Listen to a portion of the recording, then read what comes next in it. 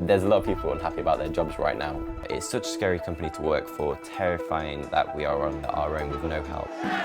Our members are working in dangerous conditions and are humans just like everyone else. We're all like getting together, people talk and take to the streets and sort it out. Over 1 million Brits work in the fast-growing gig economy, where companies use short-term freelancers to deliver services. And for food delivery apps like Deliveroo, over half of their workers are under 25. I love my job because of the freedom and flexibility. The most I've ever earned in one day is £250. Can you imagine as a student? Amazing. But there's a dark side. I got fired for not going fast enough. People tried to steal their scooters with knives and they were like stabbed. And now some of the young people in the gig economy are fighting back.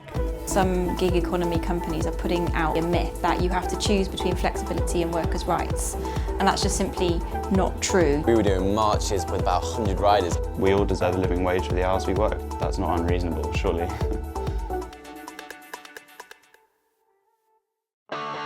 My name is Ozzy, I'm a delivery rider in Leeds. I'm 18 right now, but I started when I was 16. The best thing is riding your bike. It's hard to get a job as a youngster, and when you saw an advert for getting paid to ride your bike and delivering a bit of food, I told my parents and they were like, what? They didn't think it was real.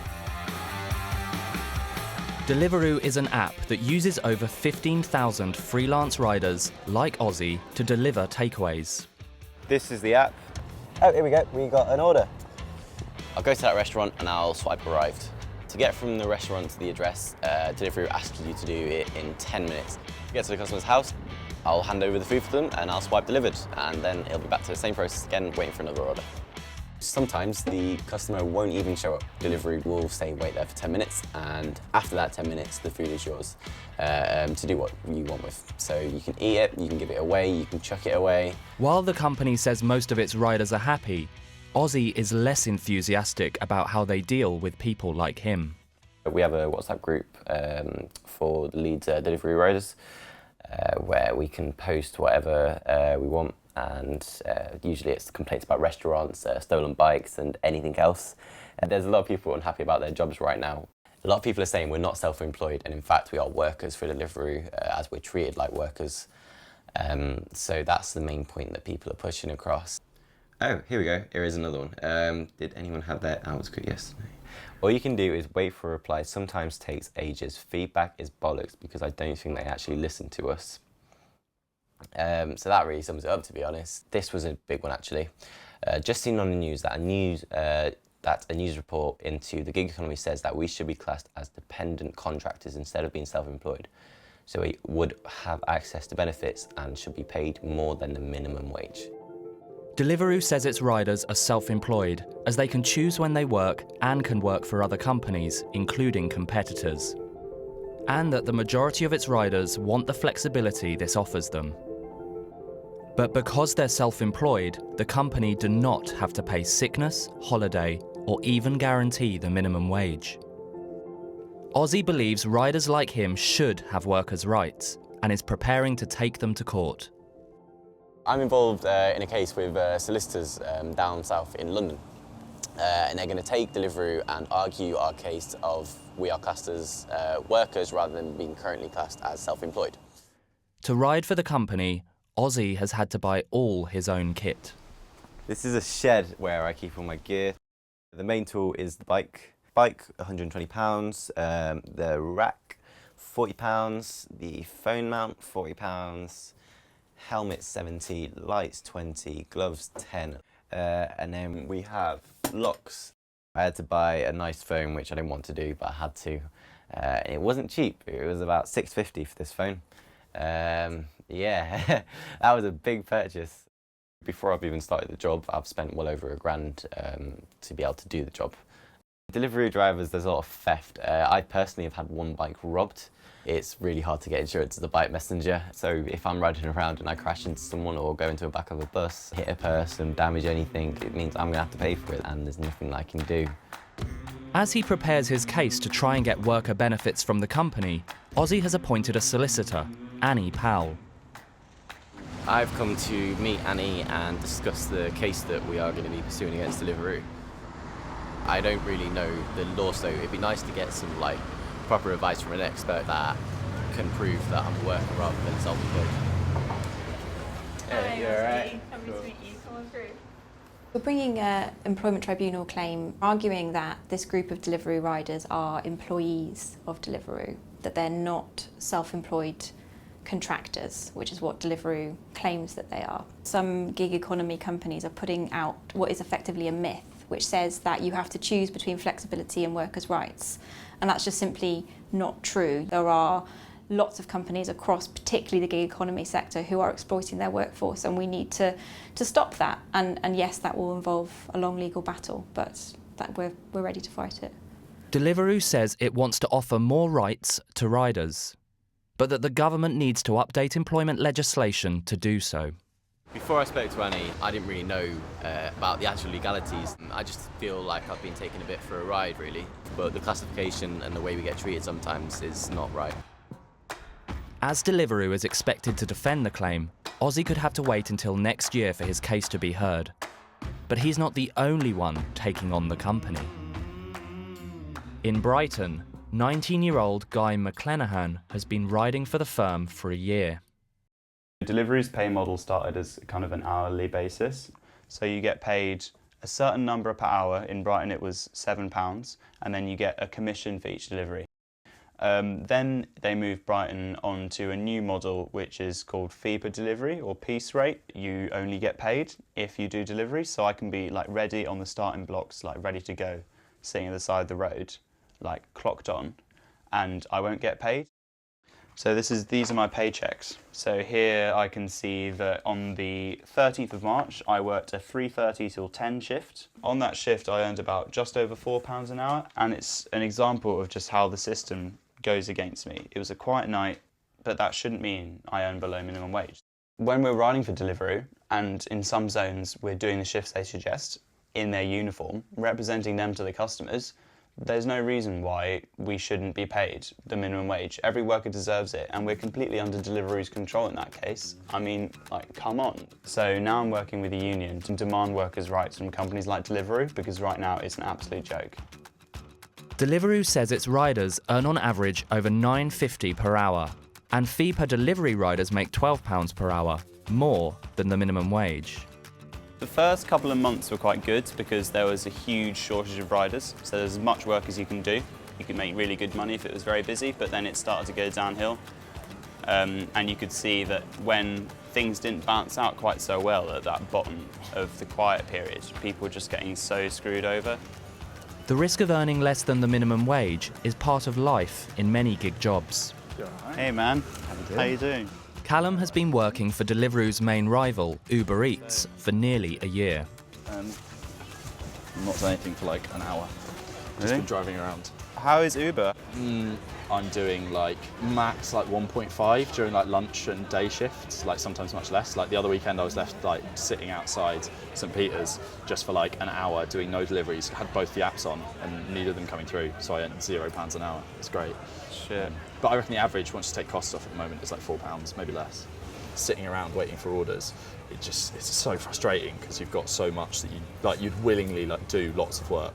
Through his union, Guy is planning a major protest against the gig economy. Have you heard about this protest on the 27th, mate? This is one of the first times we've had a joint protest. That's amazing. It's gonna be lit. Will you be there? Yeah, I'll be there. Sick.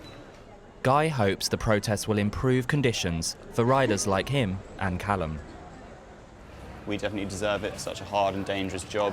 I mean, I think only last night there were riders like, you know, people tried to steal their scooters with knives. We deserve to be the minimum wage for all the time. We're like sitting there like on the starting blocks ready to go for the company. But for many riders, particularly students, the gig economy offers them the kind of work they want. I'm doing a university course, and as soon as I moved to Leeds I applied, and I've just been really happy since doing it, so yeah, I might carry on doing it afterwards. Some of the things I love about working for Deliveroo are I've never been as fit in my whole life as I am right now. The money's actually pretty decent. You can make, when it's busy, you can make some really good money. You can choose your own hours, and you don't have anyone shouting over your head, trying to tell you what to do. And I did it mostly for freedom and flexibility, and for experience, for being outside and meeting lots of people. I just really, really enjoy it, and the interaction with the customers, the interaction with the restaurant staff. It's the first job I've ever truly enjoyed.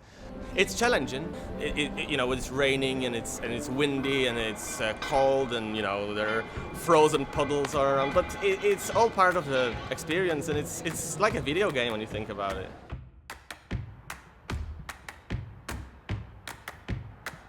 This is the Facebook page for the protest. We've currently got going and interested about over 800 people. So if we get a turnout that big, I mean, even if it was a few hundred, that's good. Today I've got two courier friends from Brighton coming round to help prepare for the protest. We're going to be making some banners. If we chop that into 2 bits, then we can use the bit with a hole in. Yes, put the Deliveroo on the one of the foam board, and then we can do some designs in Sharpie on the cardboard. Yeah, that's good. We just stick it down the middle. That looks amazing. It does look quite nice, doesn't it? What slogan ideas have we got? It's about demonstrating that we have the capacity to make Deliveroo and all these companies do what we want. I can't tell whether this is exciting time for the protest or just the solvents. We practice for the protest right now. Oh no, we're not doing that. We only put them on one side. Well, yeah, because you just hold that side forward. What about if there's any catalysts behind you? In Leeds, Ozzy is gathering evidence for his legal action from other riders. Now then, how's it going? Yeah, good, You all right? yeah. Well, I had my first termination of contract threat about 2 weeks into working for Deliveroo, which was a bit weird, but then I spoke to lots of other people and they'd had the same thing. Yeah. A number of us had mentioned we were doing union activity, and very quickly you could tell that they were the people who had all their hours cut, weren't they? And then I got sacked. Yeah. So what was the reason they gave you? the threat email was really vague. Nothing happened in my performance between then and the actual termination of contract. If I was single and I was renting, I'd have been in so much trouble relying on those hours that Deliveroo rotated me basically, Yeah. and that they pulled away from us when they blacklisted us. Yeah.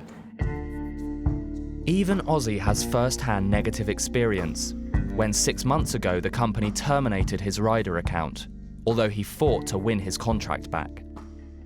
I was sacked according to not working enough hours, which isn't correct as I'm a self-employed worker. They also claimed that I had unauthorised absences, however I have all the absence requests approved. In the end, I wrote a letter to the headquarters of Deliveroo in London. I showed them all my documents and showed that in their contract terms I was allowed to be off work. I had to show them, look, I'm fighting it. And there was major protests going on because hours were getting cut, loads of people were getting fired, and it wasn't a nice place to be at the time. So we were doing marches with about 100 riders going around Leeds, handing out leaflets.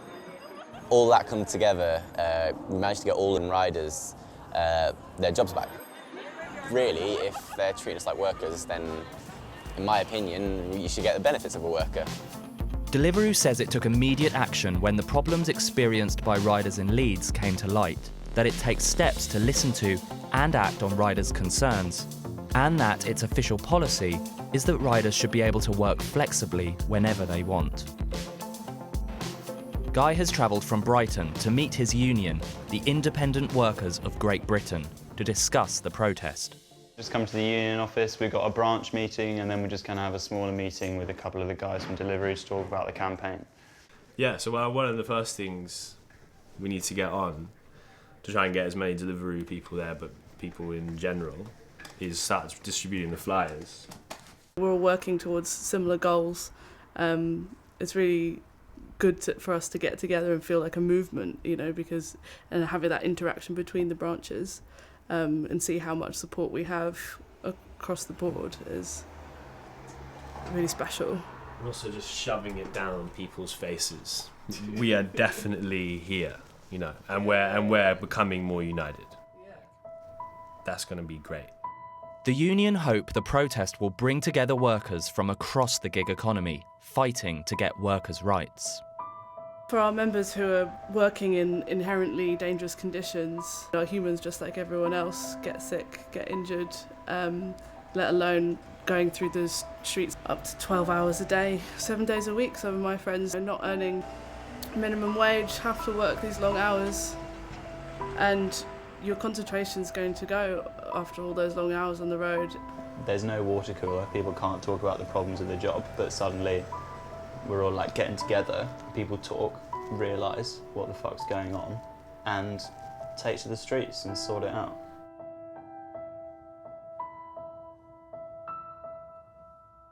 The headlines this morning. Police in London say 2 men on a moped have thrown acid in 5 people's faces in a series of attacks during the night. Many gig economy riders are also concerned about safety. In July, a delivery rider for Uber Eats was the victim of an acid attack. I'm going to meet Jabed Hussein. On this street, about a month ago, he was a victim of an acid attack, and since then he's become like quite a prominent voice, like campaigning for the safety of Deliveroo and Uber riders in London. So it happened over here. From that corner, I took a left. I just coming all the way down here. I stopped here, and suddenly, when I was looking right, and I heard the sound of water. You didn't know it was acid? I didn't know, and I just jumped away and ran. Time being, it's getting more dry and more worse. Uber Eats says it uses tracking technology to improve the safety of riders, to assist the police, and that it supported Jabed following the attack, but he still feels unsafe. You still ride for Uber? Like, has it changed when you work, like how you think? No, I'm scared to get back to work at the moment because let me see, because I feel like it's not back to normal yet. So we need to stand up. Everyone needs to stand up. Everyone needs to raise their hand. This is wrong. You're a great example of the dangers of doing the job that you do. And so, do you fancy coming down and joining us on the march? I'll have to go there. Cool. I'll go there. See you down there, man. I'll see you there.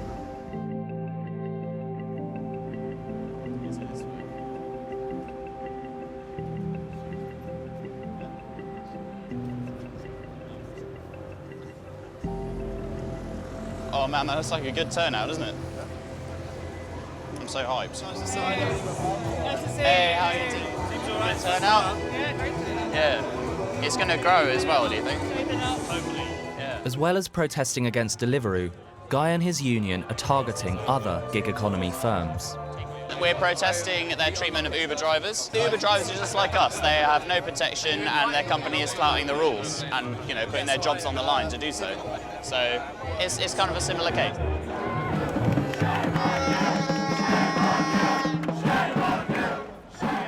1 year ago today, we sat down and said, how are we going to overcome this?